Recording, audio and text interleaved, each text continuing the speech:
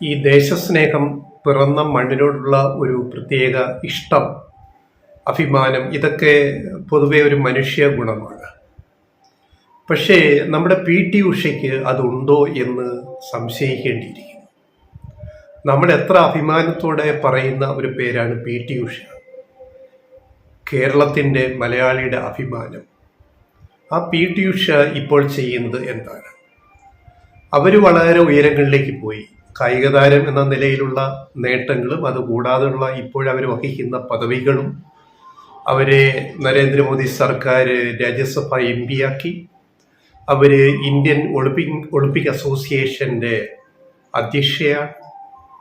അപ്പോൾ വളരെ അധികാര സ്ഥാനത്ത് കായിക സംബന്ധമായ കാര്യങ്ങളിൽ ഇരിക്കുകയും രാജ്യസഭ അംഗമായിരിക്കുകയും ചെയ്യുന്ന പി.ടി. ഉഷ എന്ന മലയാളി മലയാളത്തോട്, കേരളത്തോട് കാണിക്കുന്ന ഈ വിവേചനത്തെ നമ്മൾ എന്താണ് വിളിക്കേണ്ടത്? കാര്യം ദേശീയ ഗെയിംസ്. അടുത്ത ദേശീയ ഗെയിംസ് വരുന്ന ജനുവരി 28 മുതൽ ഫെബ്രുവരി 14 വരെ ഉത്തരാഖണ്ഡിൽ നടക്കുകയാണ്. അതിലേക്കുള്ള മത്സര ഇനങ്ങളിൽ നിന്നും കേരളത്തിൻ്റെ പ്രിയപ്പെട്ട കളരിപ്പയറ്റിനെ പി.ടി. ഉഷ ഒഴിവാക്കി.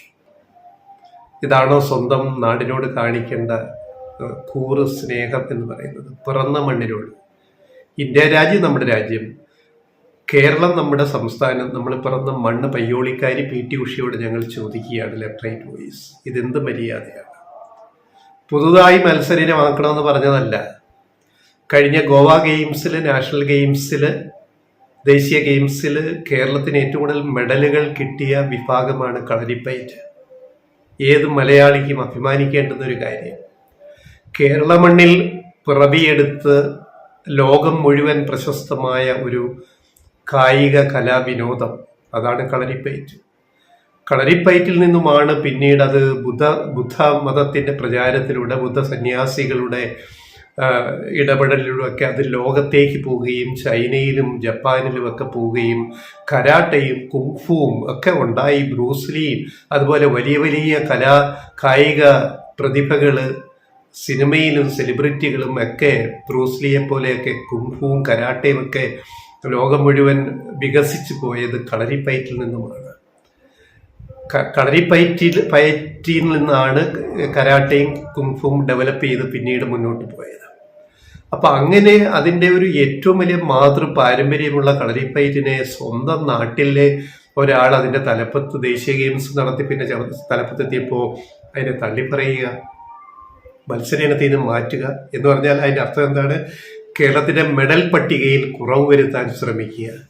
അപ്പോൾ ഈ പി.ടി. ഉഷയ്ക്ക് കേരളത്തിനോട് സ്നേഹമൊന്നുമില്ലേ? അവർ വഴിവിട്ടൊന്നും ചെയ്യാൻ നമ്മൾ ആവശ്യപ്പെട്ടിട്ടില്ല ഈ വിഷയം ഉന്നയിച്ചു വരാനും. കഴിഞ്ഞ ഗെയിംസിൽ മത്സരയിനമായ കളരിപ്പയറ്റിനെ ഇത്തവണ മാറ്റി നിർത്തി, മത്സര ഇനത്തിൽ നിന്ന് മാറ്റിയിട്ട് അതിനെ പ്രദർശന ഇനമാക്കി മാറ്റിയ നടപടി പി.ടി. ഉഷയ്ക്ക് യോജിച്ചതാണ്. എന്നിട്ട് അതിനെ അവർ ന്യായീകരിക്കുക. കോടതി വിധി വന്നിട്ടും അതിനെ അംഗീകരിക്കാൻ തയ്യാറാവുന്നില്ല.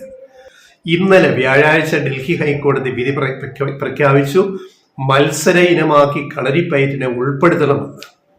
കോടതി ഇടപെട്ട്, ഡൽഹി ഹൈക്കോടതി ഇടപെട്ട് പറഞ്ഞു.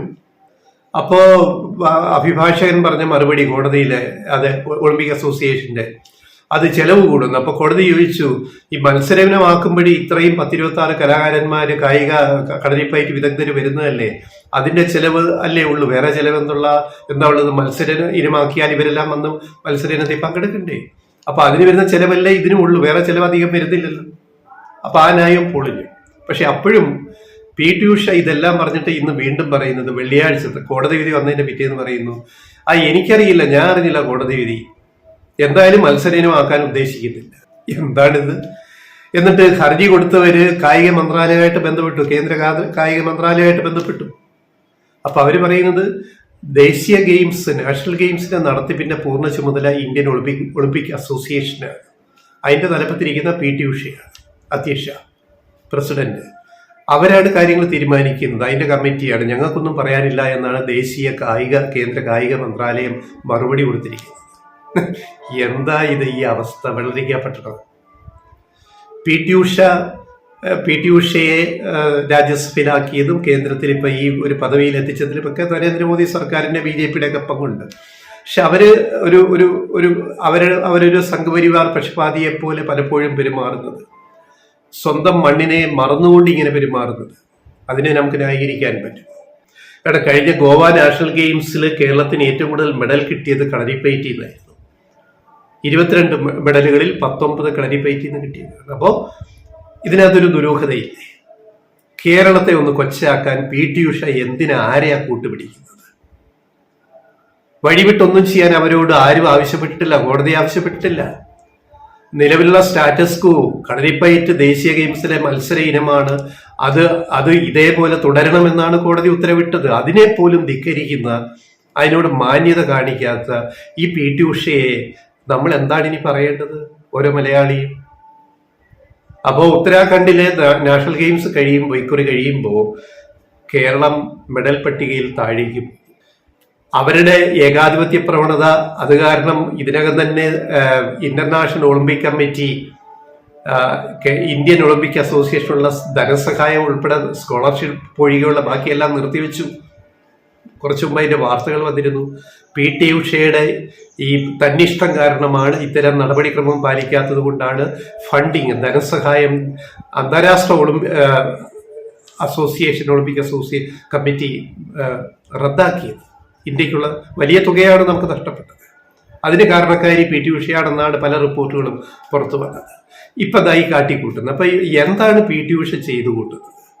നമുക്ക് സത്യം പറഞ്ഞാൽ സങ്കടം, കഷ്ടം തോന്നുന്നു. ഇവരെന്താ ഇങ്ങനെ പെരുമാറുന്നത്? അവിടെ കേന്ദ്ര സമ്മർദ്ദത്തിന് വഴങ്ങി, ഭരിക്കുന്ന പാർട്ടിയുടെ സമ്മർദ്ദത്തിന് വഴങ്ങി അതിൽ 2 അവർ മത്സര ഇനമാക്കി. എന്നിട്ട് അവർ കളരിപ്പയറ്റിനെ മത്സര ഇനമാക്കിയില്ല. ആലോചിക്കണം, എന്തോ ഒരു വല്ലാത്ത പിടിവാശി പോലും, ഒരു വിരോധം. കളരിപ്പയറ്റ് വേണ്ട, മത്സരിക്കണ്ട. ഇപ്പൊ മത്സര ഇനമാക്കി 4 നിശ്ചയിച്ചിരുന്നു. അതായത് ഒന്ന് കേരളത്തിന്റെ കളരിപ്പയറ്റ്, കഴിഞ്ഞ പ്രദർശന ഇനമായിട്ട് 4 തീരുമാനിച്ചു ഉദ്ഘാടന മത്സരത്തിൽ. ഒന്ന് കളരിപ്പയറ്റ്, അത് കഴിഞ്ഞ തവണ മത്സര ഇനമായിരുന്നു. അതിനെ കേരളത്തിന്റെ അടുത്ത് കളരിപ്പയറ്റ് മത്സര ഇനത്തിൽ നിന്ന് മാറ്റി പ്രദർശനമാക്കി. പിന്നെ മല്ലാക്കമ്പ് എന്ന് പറയുന്ന ഒരു മഹാരാഷ്ട്ര കായിക ഇനം. പിന്നെ റാഫ്റ്റിംഗ്, നമുക്കറിയാം റാഫ്റ്റിംഗ്. പിന്നെ യോഗ പിന്നെ കേരളത്തിന്റെ അല്ല, നമ്മുടെ ഇന്ത്യയുടെ മുഴുവനാണ്. മഹാരാഷ്ട്ര സർക്കാരും കേന്ദ്രവും ഇടപെട്ടിട്ട് ഒബ്ജക്ഷൻ പറഞ്ഞിട്ട് അതിൽ നിന്ന് മഹാരാഷ്ട്രയ്ക്ക് പ്രത്യേക താല്പര്യമുള്ള മല്ലാക്കാമ്പിനെയും അതുപോലെ യോഗയെയും കേന്ദ്ര ഇടപെടലിലൂടെ അവർ മത്സര ഇനത്തിലേക്ക് തിരിച്ചു മാറ്റി, പ്രദർശന ഇനത്തിൽ നിന്ന് മാറ്റി, പരിഹരിച്ചു. പക്ഷേ മലയാളിയോട്, കേരളത്തിലുള്ള അവരുടെ ആ ഒരു സമീപനം, യോഗയെ ആക്കിയപ്പോഴും കളരിപ്പയറ്റിനെ അവർ മത്സര ഇനമാക്കാൻ തയ്യാറായില്ല. അത് കേരളം ഭരിക്കുന്ന ഇടതുപക്ഷ സർക്കാരായതുകൊണ്ടാണ്. അല്ലെ കേരളത്തിലെ കായിക ലോകത്തെ ചിന്താഗതി വെച്ചിട്ടാണോ? എന്തടിസ്ഥാനത്തിലാണ്? കളരിപ്പയറ്റിനെ മത്സര ഇനം അല്ലാതാക്കാൻ പി.ടി. ഉഷയ്ക്ക് എന്താണ് ഇത്ര താല്പര്യം? ഇതാണ് ഞങ്ങൾക്ക് ചോദിക്കാനുള്ളത്. ആരുടെ പ്രേരണ? ഒരു സ്ഥാനത്തിരിക്കുമ്പോൾ നിഷ്പക്ഷമായിട്ട് നീതിപൂർവമായിട്ട് പെരുമാറേണ്ടത് ആ വ്യക്തിയുടെ ഉത്തരവാദിത്വമല്ലേ? അത് പി.ടി. ഉഷ കാണിക്കുന്നുണ്ടോ എന്നാണ് ഞങ്ങൾ ഈ വീഡിയോയിലൂടെ ചോദിക്കുന്ന കാര്യം. പിറന്ന മണ്ണിനോട് സ്നേഹമില്ലാത്ത പി.ടി. ഉഷയെ പറ്റി എന്താ പറയേണ്ടത്? ഇവരെ കായിക കേരളത്തിന്റെ അഭിമാനമെന്നോ അതോ അപമാനമെന്നാണോ ഇപ്പോൾ പറയേണ്ടത്? ഒന്നുകൂടി ആ വാക്യങ്ങൾ ആവർത്തിക്കുകയാണ്. പിറന്ന മണ്ണിനോട് സ്നേഹമില്ലാത്ത പി.ടി. ഉഷയ്ക്ക് നമ്മൾ ഇനി എന്താ അവരെ കുറിച്ച് പറയേണ്ടത്? പി.ടി. ഉഷയെ കുറിച്ച് പിറന്ന മണ്ണിനോട് അവരെന്ത് സ്നേഹം കാണിക്കുന്നു? അവര് കായിക ലോകത്തിന്റെ, കേരളത്തിന്റെ അപമാനമായി മാറിക്കൊണ്ടിരിക്കുന്നത് കഷ്ടമല്ലേ? ഇനിയെങ്കിലും അവര് തെറ്റുതിരുത്തിയിട്ട് ദിവസങ്ങൾ മാത്രമേ ബാക്കിയുള്ളൂ. കളരിപ്പയറ്റിനെ മുൻ വർഷങ്ങളിലെ പോലെ ദേശീയ ഗെയിംസിലെ മത്സര ഇനമാക്കി കേരളത്തിലെ മെഡൽ പട്ടികയിൽ ഒരു വലിയ സ്ഥാനം നൽകാൻ അവർ തയ്യാറാകണം എന്നാണ് ഞങ്ങൾക്ക് അവരോട് അഭ്യർത്ഥിക്കാനുള്ളത്. സമയം ഇനിയുമുണ്ട്, വൈകിട്ടില്ല. മര്യാദകൾ കാണിക്കണം എന്ന് മാത്രമേ പറയാനുള്ളൂ.